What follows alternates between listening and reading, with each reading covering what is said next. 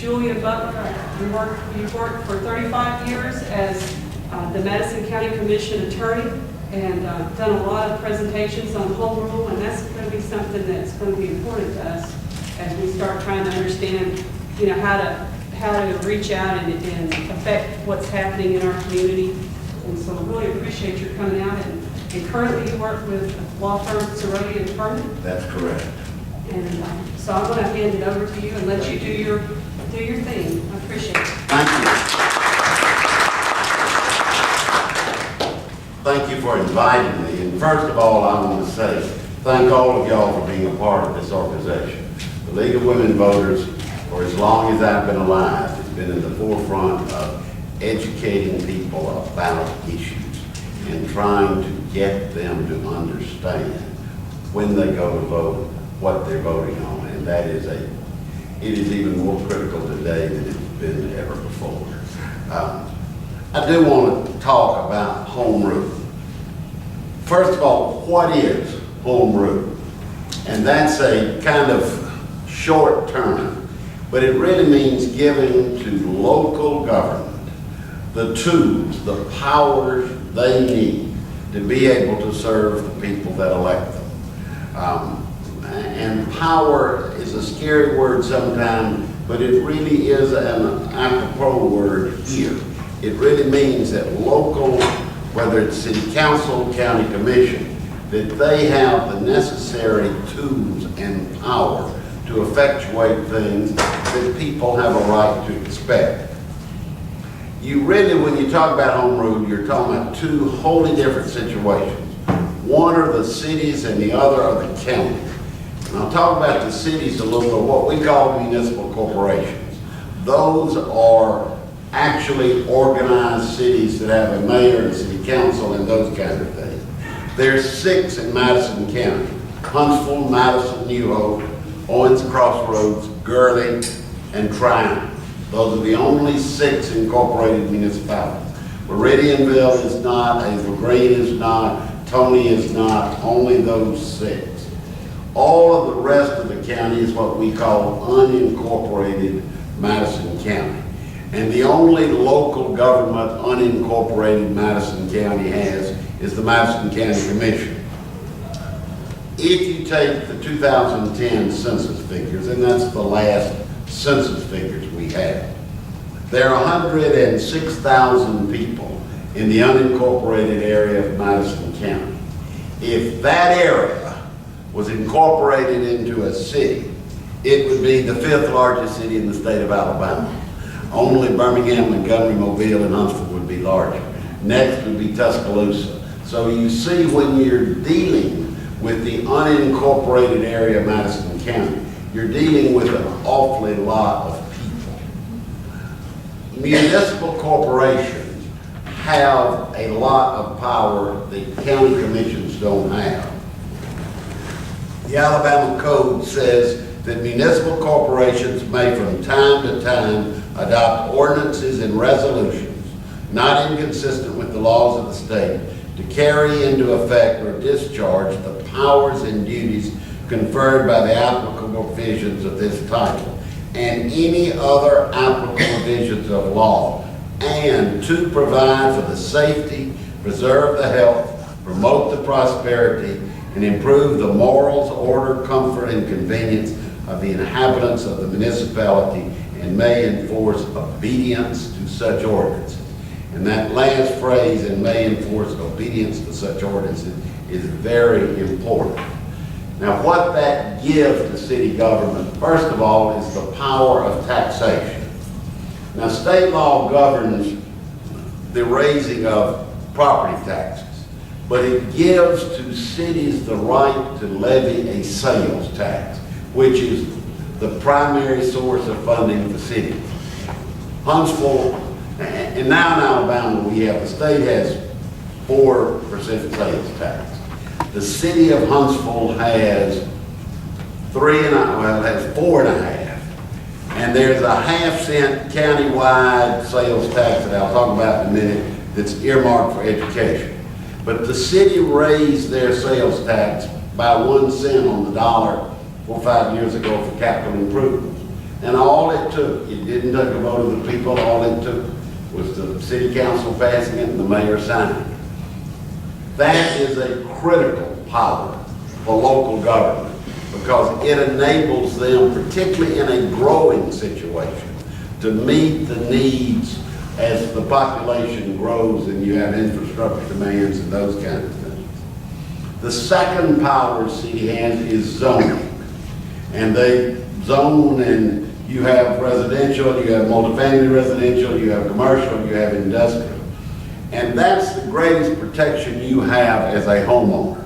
It means that if you are living in an area that's zoned single-family residential, nothing else except a school or a church, but no business or whatever can be built there.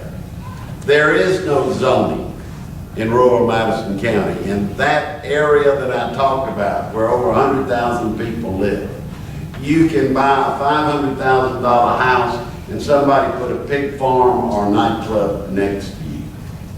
And the third one is the ability to enforce it. A city can make something a misdemeanor. Can't make it a felony, but they can make it a misdemeanor. And can make you go to jail or pay a fine if your dog doesn't have a license on it, or if you don't clean up your lot, or those kind of things. Counties can't do that.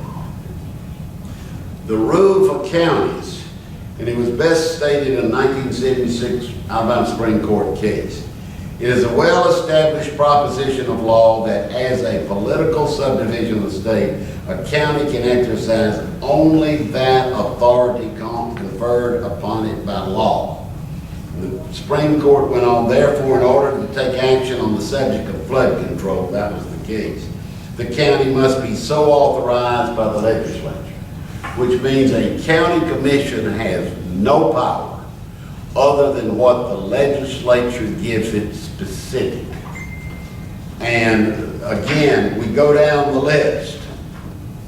It doesn't have the power to tax. The only tax that the Madison County Commission can levy is a sales tax for public school purposes. And that's not because of any power it has, but that's specifically given by the legislature. And that money is just flow through to the county governing body. It's divided among the 3 school systems we have in this county based on the per pupil ratio that the state computes. But there is not a sales tax that goes into the county general fund.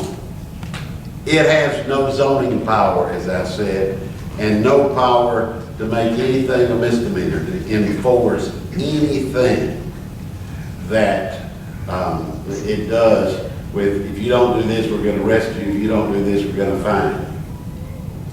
The legislature in 2005 passed what they call the Alabama Limited Self-Governance Act. The only word in that that's operative is limited.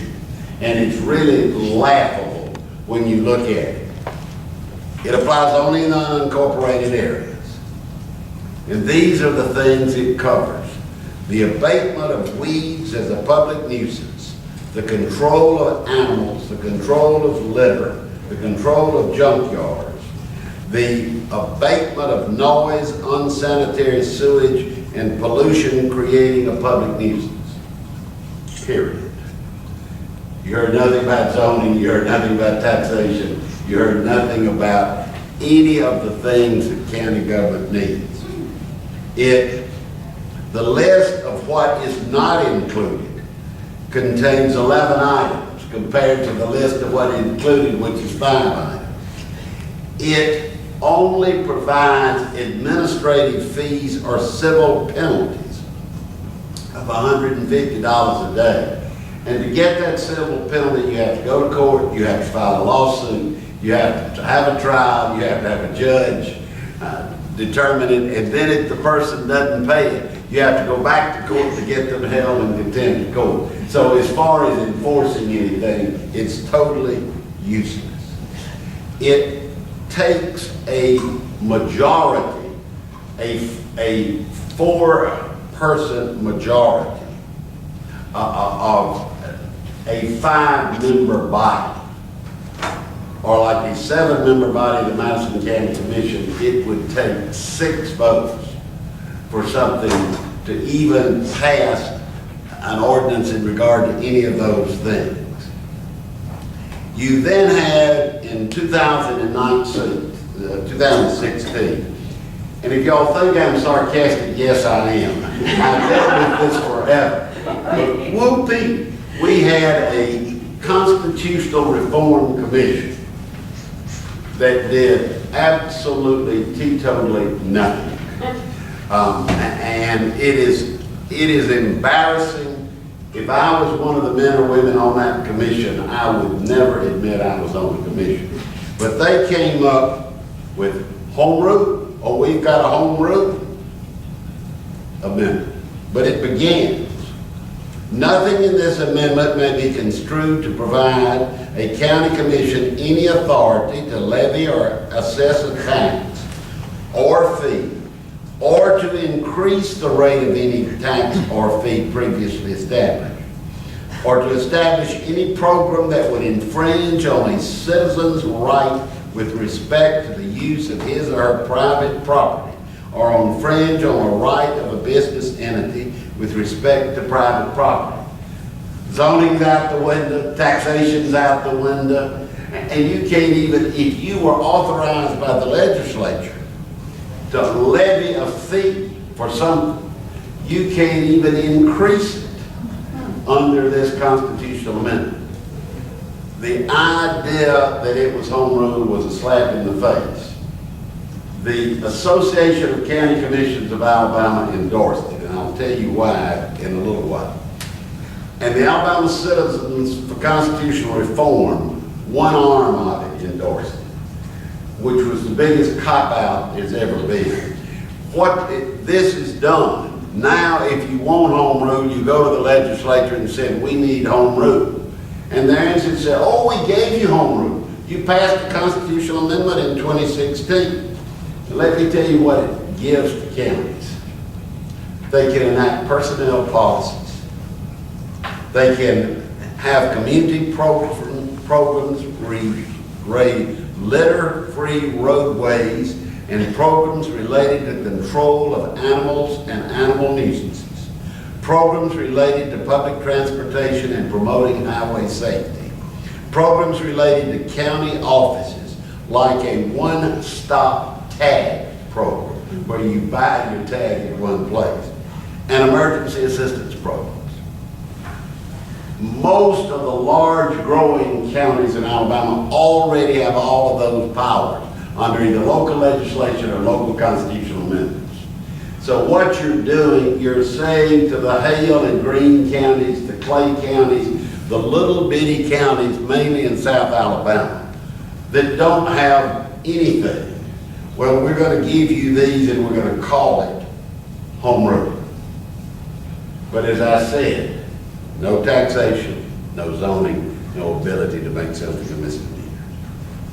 The practical problems that are faced with the local government. Okay, you want, and you do one of two things. You can get a local act pertaining only to this county, or you can get a local constitutional amendment. Let me tell you the problems. First of all, the legislature's got to be in session, and it's only in session 3 months out of the year. So if you have an emergency in July after the legislature is just adjourned in June, you've got to wait till the beginning of the next year. Secondly, if you have local legislation, the requirement is that it be published at least once a week for 4 consecutive weeks in some newspaper published in the county.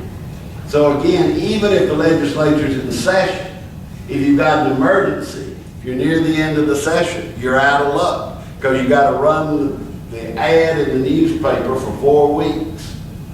And it gets so technical, you need to run the entire act, and sometimes that's very expensive and very long, because if you don't fairly state what's in the legislation, it can be knocked down because of the public wasn't advised what was in it.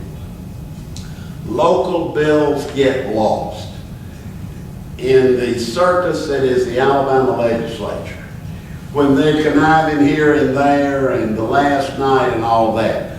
local bills can tend to get lost. And wealthier counties get an S. Yes, yes. Not necessarily wealthier counties, counties where the leadership of the legislature is often makes a big difference. A local act, local legislature cannot fix the punishment of a crime. So they can't make something a misdemeanor even by local legislation. Local acts, and we have many of them in Madison County. Some of them are somewhat beneficial. One allowed the county to adopt building codes. One allowed the county to charge an issuance fee for license tags, which means if you mail it in, they can charge a fee that covers the cost of mailing the tag out, and creating fire districts. You can have local constitutional amendments. But let me tell you how you have to get one of those. And again, in 2016, we had a new reform method of getting local constitutional amendments. Second only to the Home Rule Bill is being ludicrous. To get a local amendment passed, you propose it in one house. We say we propose it in the House of Representatives. Well, it has to be approved by 3/5 of the members of the House of Representatives. Not 3/5 of those present in voting, but 3/5 of the 105 members of the House of Representatives. Then it must pass a resolution without a dissenting vote that it is in fact a local constitutional amendment, although it says this pertains to Madison County. It then goes across the hall to the Senate. And you go through the same charade. It takes 3/5 of the 35 members of the Senate. And then they must pass a resolution without a single dissenting vote that it is a local application. If either of the houses, there is one vote that says it's a local amendment, then it's voted on state at large, which means that a local amendment affecting Madison County. You got, and then you got to carry the whole state and you got to carry the county. And that one dissenting vote, that means if John is mad at George because he didn't support something, all he's got to do is say, and then it puts it on the ballot state at large. And you have the voters in Biolobatry or Wedowee voting, or Notasulga voting on something that affects Madison County. In Madison County, we have 24 local constitutional amendments. 24. To the Alabama Constitution of 1901, there are at least, and I counted them a few years back, it's probably gone up, there were at least 659 local constitutional amendments. Covering, to print them, is 637 pages. And you have in Madison County, we have two in regard to dangerous dogs, letting the county impound dangerous dogs. We have one authorizing the playing of bingo by charitable organizations. And we have one permitted the county commission to open a grave. And you have little country graveyards. And somebody dies. And the county commission sends somebody out there with a front end loader or something to scoop up just enough dough. You have to get a constitutional amendment passed in order to legalize that practice. Some of the others in Fayette County, they have a constitutional amendment that the voters may abolish the office of constable. In Jefferson County, you have a constitutional amendment making prostitution a misdemeanor, illegal in the unincorporated areas of Jefferson County. Only a misdemeanor, though. In Mobile, the legislature may authorize a 1 mil ad valorem tax to control mosquitoes and rodents. In Pickens County, the county commission shall levy a $60 per ton on solid waste disposed at a commercial site. Now, these are amendments to the Alabama Constitution. In Walker County, the authority to remove appointed members of boards. And in Calhoun County, a $35,000 appropriation to the city of Anniston for a cerebral palsy center. Those are the kind. There are really 8 categories that you have local amendments. You have them setting court costs in a given county. You have economic development, incentives that a county can get to attract in. Retirement of local public officials, providing that you can give a supplement or whatever. Some of them go so far to say that a sheriff can give a retiring deputy his badge and his pistol, subject of constitutional amendment now. Salaries of local public officials, fire protection, creating a judicial commission, taxes, bingo. Madison County has at least one of all on that list. And that's how you elect men and women to the county commission and expect them to be able to govern. You ask why? And there are 3 or 4 reasons. One is born in the fact that our Constitution dates to 1901. And in 1901, most of the counties in Alabama were rural counties, and you had a county commission that was known as the Board of Revenue, and they were road commissioners, and that's really all they did, was maintain the roads. But as our state has grown, and again I go back to the 100,000+ people in Madison County, you have the people in the unincorporated area have the same demands and the same needs as the people do inside the city limits. Michael Espy, the former county commission chairman, used to laugh at him and say, you know, when I started as county commission chairman, cotton was the leading crop in Madison County. Today, subdivisions are the leading crop in Madison County. And there's a lot of truth to that. And with growth comes the need for the powers a county commission has to have to render people the services they need. You have, sadly, a lot of counties that are not like Madison County. They're not growing, that don't want home rule. Joe County Commissioner in Podunk County loves to be able to say, I can't do anything about that. I don't have any power to do it. And so you have county commissioners, and then a lot of it is about power. You come to Montgomery and get down on your knee and beg me to pass some legislation to give you the authority. And that makes me a big man or a big woman. Now, I'm not talking about any legislator in particular, but I'm just saying this is, they don't want to give up the power. And you know, for 35 years I sat through every meeting with the county commission, and you wanted to cry at times. The practical problems with which county commissioners are confronted.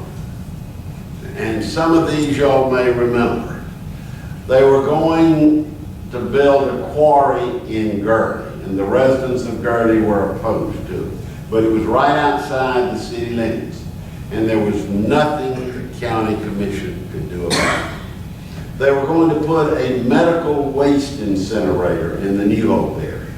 There was nothing the county commission could do about it. A gas pipeline company was going to run a pipeline, and it was going to have one of those stations where they unloaded and filled trucks and all that, right across from Madison County High School at Gurney. And you see concerned citizens come, scared to death, or you have homeowners in a subdivision that have paid $250,000 to $50,000, $500,000 for a home, and suddenly a man literally has bought the land next to him and going to put a pig farm. And I'm talking about practical situations that we were confronted with.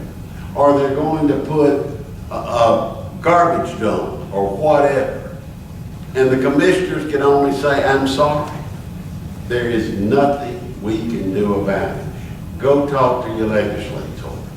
And the saddest part is, those people come, and if the crisis passes for some reason, then you never see them again.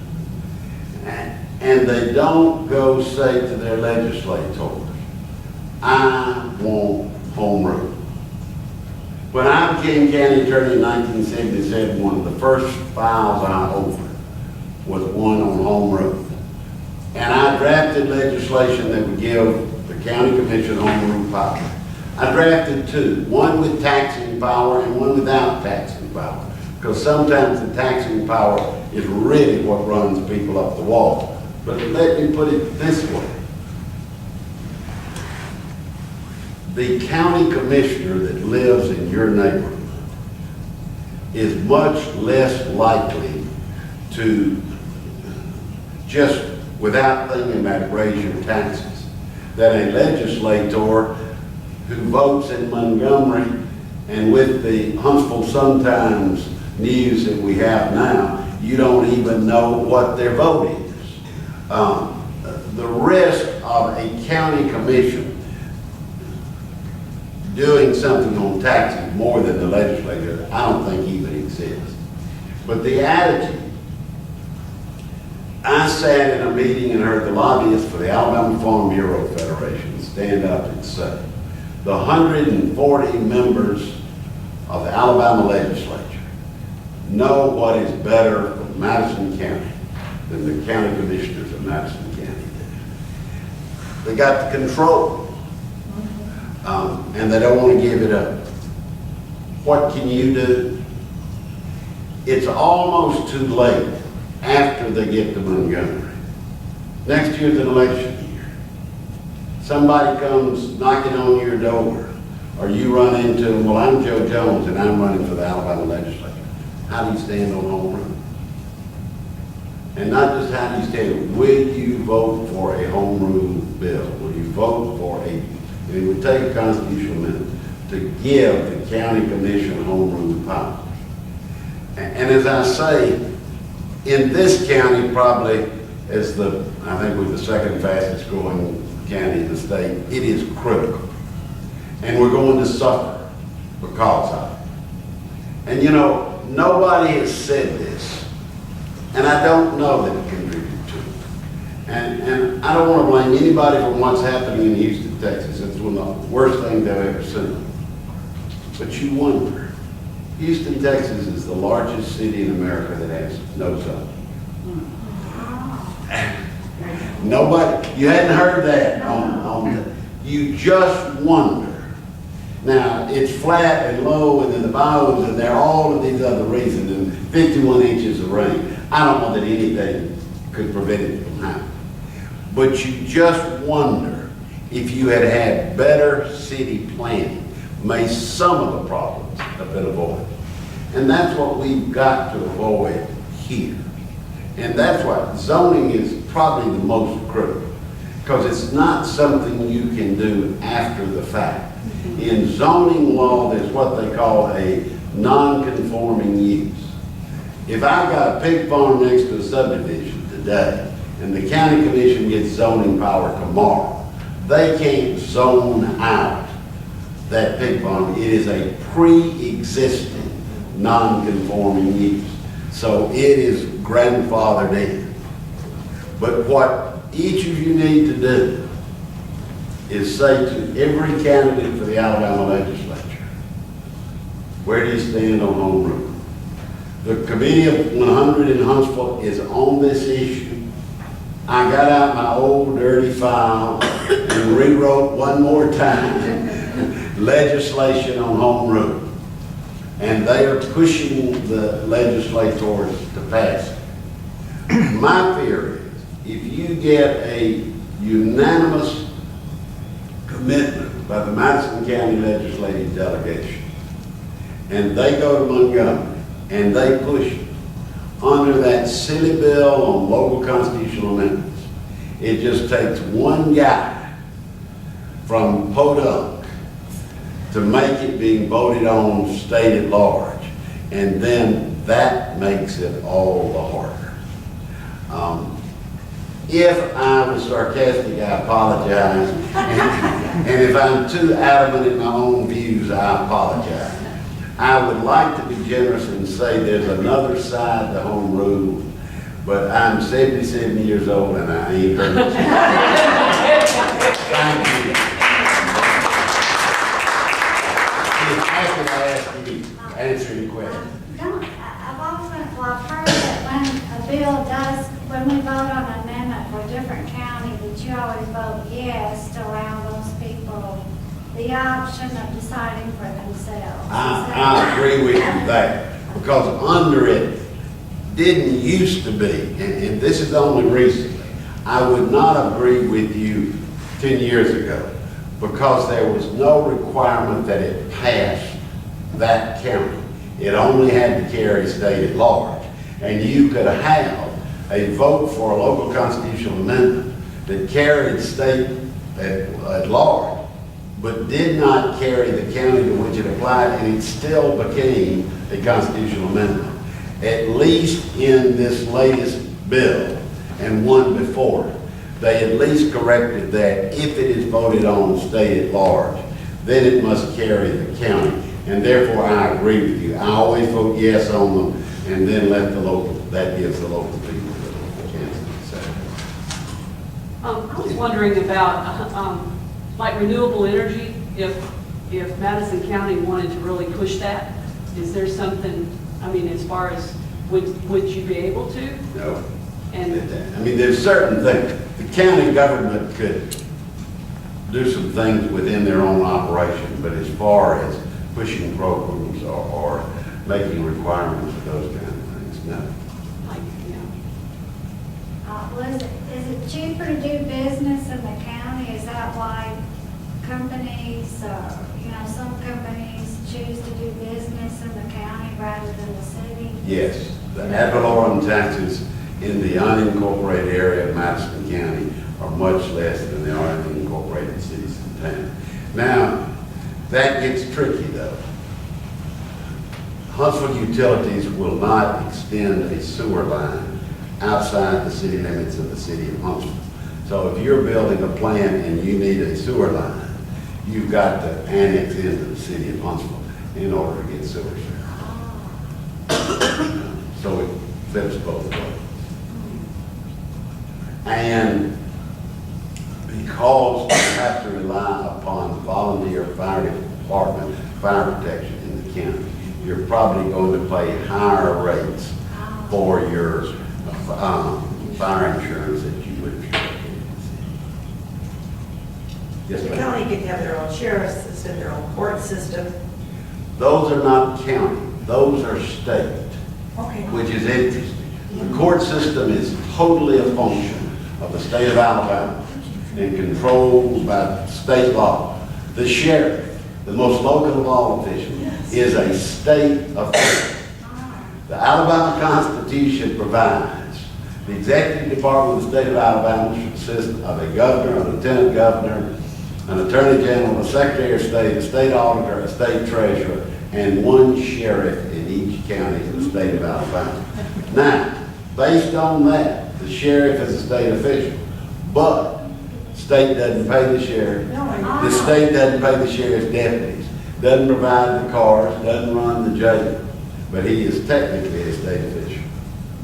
And does any of the court money, fees, fines go to county treasury? Only if very specific, and there's very few that do. Like dog stuff and. Yeah, some of those, but not enough to really make any difference. And so one of the reasons the cities don't incorporate like Hazel Greens and all those places is because they don't want to have the burden of having some of those services. That's Meridianville, 10 years ago, whatever, there was a movement to incorporate Meridianville. And it was an unfortunate movement. The people in charge of it thought they could get it passed if they did a survey. Are you for it or against it? And everybody that was against it, when they drew the proposed city limits line, they drew around their house. And so the people that would end up voting for it were only the people that were for it. Probate judge held that he would not allow the election because it was an irregular. And here you have a fire and you call the fire department. Well, they'd have to look at the map. Oh no, we're not going to have a fire. But yes, the problem is with a Meridianville, Hazel Green, whatever. The cost, if you incorporate, and then you have a city council, and you have a mayor, and you have a city clerk, and you have to have, you have to have police protection, but not necessarily fire protection. Madison has a fire department. If any of the rest of them do, I'm not sure. New Hope does. New Hope does. I hope it's not spectacular, but it's there. Owens Crossroads, I know, has a volunteer fire department. New Hope is a volunteer fire. I thought that New Hope is not city paid, it's a volunteer fire. Well, the chief, I think, is paid, but Okay. we have a police force.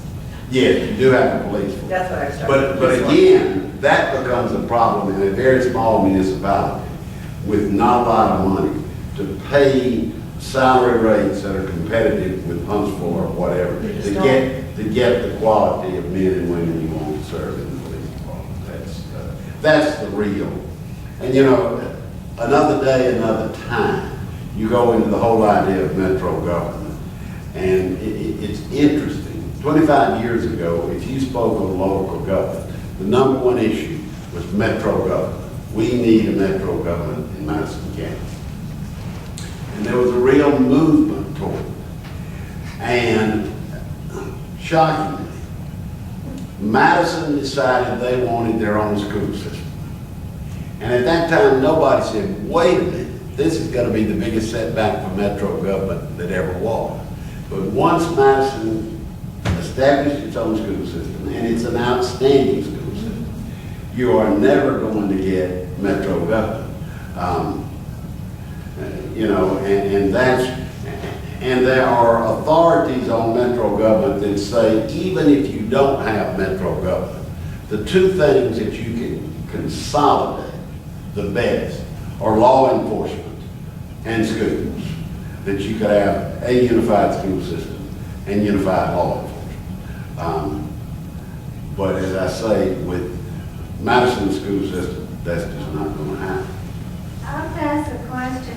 In Jefferson County, because Kathy and I are from Birmingham, how on earth does the county commission get into so much trouble if they have such limited authority? So many of them, It's a town. so many of them go to the, federal pen, and it's like, Well, it was the only county in Alabama that at one time all five members of the county commission either were convicted or pled guilty. I don't know. Interesting, when you talk about metro government in Jefferson County, interesting historical fact. In the 50s, there was a movement for Homewood to annex into the city of Birmingham. And the general thought was if Homewood annexed into Birmingham, that stayed in Mountain Brook, Tarrant, Bessemer, everybody would follow. And you would have one city. And it passed. But the advertisement that was run, the little thing, the legal ad announcing the election, did not meet the code requirement. And on that basis, the Supreme Court threw out the election. Oh, wow.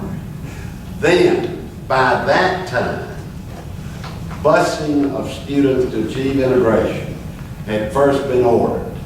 And of course, and I can say this because I was living in Homewood at the time, all the nice white people in Homewood, oh no, they're going to bus all the black kids out of Birmingham into the Homewood City School. So any chance of annexation, and you have that horrible situation you now have in Jefferson County with municipality after municipality after municipality. And I don't think it is unique to Jefferson County. The opportunity for corruption is always there. It's just, if you, elect unfortunately the wrong people. Well, witness the state government last year, 3 branches. Oh, yeah. Exactly. Yeah, that's Exactly. true. Any other questions? So do the current representatives from this area support home rule? Most do. I can't call the roll of them and say which do and which don't, but a number of them do. Now, and I'm not talking about anyone in particular, an awfully lot of them, and I'm talking about overall, not just Madison County. Oh yes, I support home rule. Well, you hand them a bill, when do you vote for this bill? So, they've never been put to the test. And that's, that's the problem. Until somebody introduces a bill and says, okay, would you sign this bill as a sponsor of it? We're not going to know. And that's what the Committee of 100 is trying to do. Is it a Democratic, Republican issue? No. Not to my knowledge, no. It's just a county. Yeah, I've never seen it one way or the other. It's really, as I said, some of it is a small county versus large county. And that the small counties, a lot of them, county government body really doesn't want the authority, because with the authority comes the responsibility to do something. And a lot of county commissioners love that car and driving down the road and waving to everybody and not having to do anything. That's not true in Madison County. And I think I can say without equivocation, you've got some new commissioners since I was there, but I think every commissioner from Madison County, and for a long time, have been strong advocates. And I was told, I didn't see, I think it was Channel 19 last night, Commissioner Roger Jones was on, and there was an incident with the trailer and trash and garbage in the yard. Oh, yeah, I read about that. And Roger talked about, this is what happens when you don't have home rule, that you don't have the tools to deal with things of that nature. What do you think the likelihood is 50-50 maybe. in the next 5 years? Yeah, in the next 5 years. It's, as I say, if organizations like this, and the Committee of 100, if y'all are familiar, is mainly a business organization and usually is very conservative. And this is supposedly one of their number one issues. If you get organizations like that pushing for it and holding legislators' feet to the fire, okay, if you're for it, well, you introduce the bill. I think if it ever came to a vote, you would get the majority of the Madison County legislative delegation, and I think it would pass with flying colors. I'm not worried about what the vote on it would be. So the last time it was introduced was the 70s?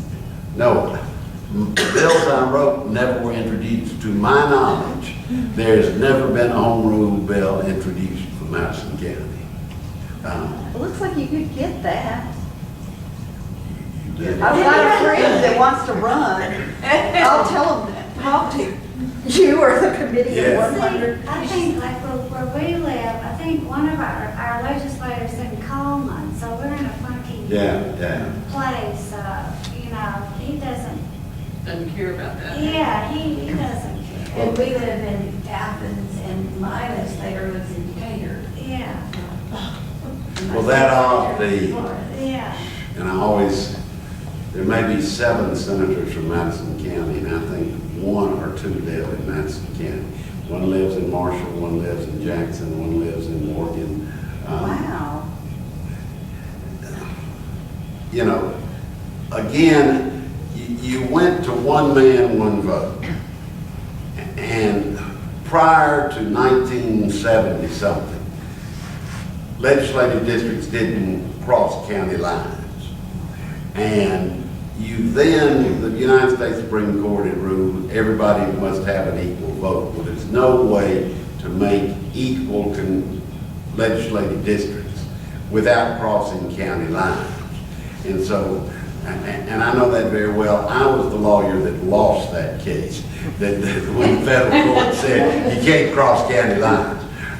And I knew it was going to lose when it started. I mean, the law was clear. But one of the things the legislature's done in whatever it was, when they went to single member districts, they came up with a formula. And at that time, there were 106 counties in Alabama, 106 members of the House and 35 members of the Senate. They cut one member of the House to make 105 members of the House and 35 members of the Senate. 35 goes into 105 3 times. Okay, you created Senate districts. So there were 3 House districts in every Senate district. And that meant any one senator only had to deal with 3 House members, and every House member only had to deal with 1 senator. Smart, yes. Functional, yes.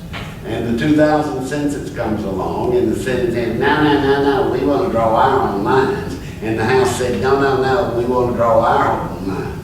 So that went out the window. And you may have a senator that has 6 different House districts in his Senate district. Is that being affected by the what they're trying to do to address gerrymandering? Maybe, I don't think it will affect either of those issues. It may affect an issue that you have a Senate district that begins in Lauderdale County and ends in Madison County. Obviously. Drawn for a reason, not necessarily. Yeah. So the senator with the most power wants the biggest number of representatives.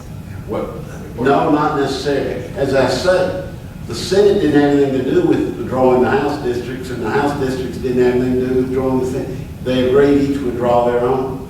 And then maybe it's called the incumbency. I'm going to draw my district so that I can get reelected. Sounds exactly like gerrymandering to me. Well, it is gerrymandering, Yeah. but and what you had. And let me confess, I'm a Democrat, so if this is prejudice, it's prejudice. But when they redrew them the last time, they figured where Democratic votes were. And they would draw a district and crown every Democratic vote they could in that district. And then draw the others to ensure election of Republicans. Happened all across the Midwest. Yes. Happened all across the Now we United lost States. Michigan and Wisconsin. Yeah. Yes. But Do you know the statuses of the court case where the Black Caucus sued about the gerrymandering? yes, And went to the United States about- Supreme Court and they won on certain districts. It comes back to the Alabama legislature. In this last session of the legislature, they redrew the lines. I think the Black Caucus still maintains that they didn't correct the system. And if I understand correctly, and I haven't checked it, I think it's back in court now to see if what the legislature did meets that it was not racially gerrymandered. But that's exactly what was done. That's what they took, particularly black districts, and loaded them up with 90% black voters, and then that took any black influence out of surrounding districts. Well, in Wisconsin was told that you did it wrong, but we're not going to stop the election going forward. Yeah. So if they string it out long enough, they get what they want anyway. Well, one time in Alabama,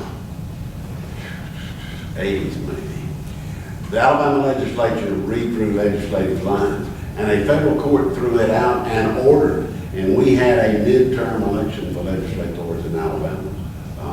When was that? Probably the 80s. That's about the best I can remember. Yes. This question isn't counting for me, but I'd like your comments on it. There have been 2 issues recently where the state has kind of stepped in and passed a law so that the local municipalities couldn't act on it, and one was increasing the minimum wage, and then the other one is the removal of Confederate memorials. Right.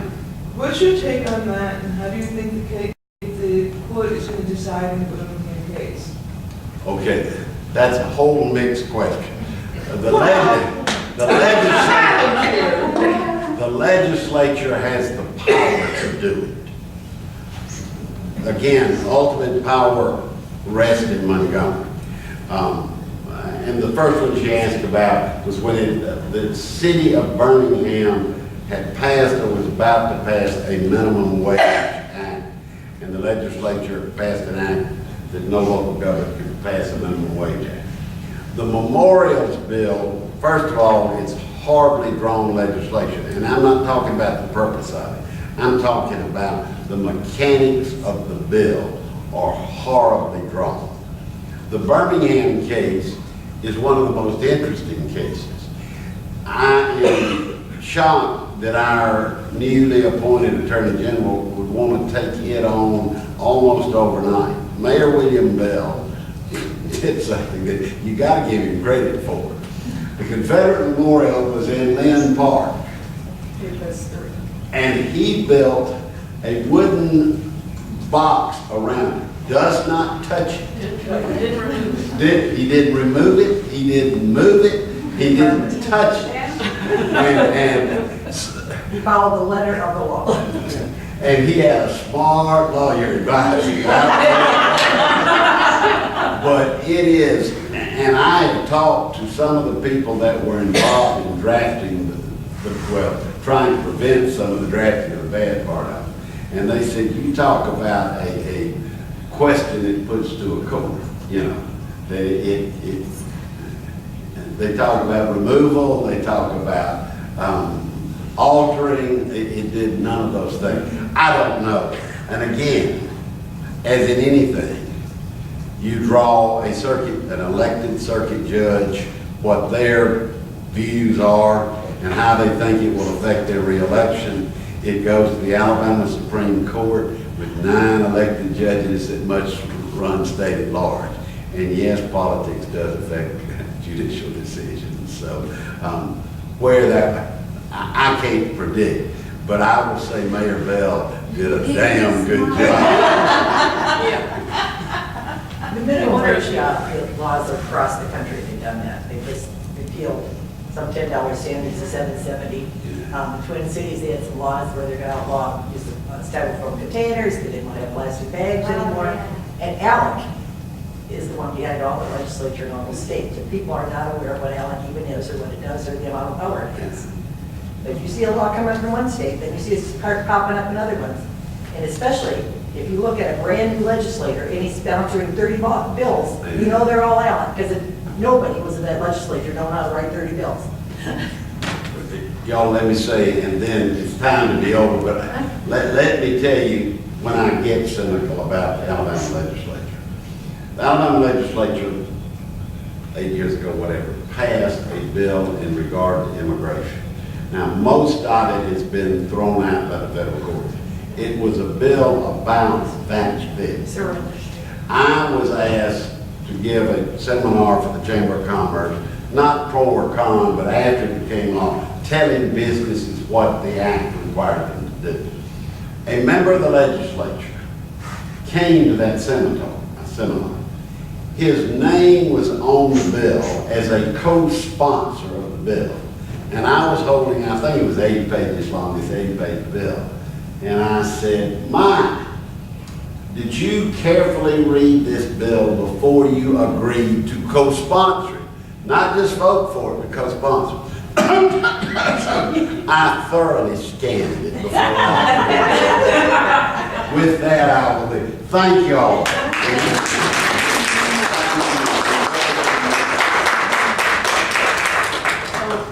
Thank you very much.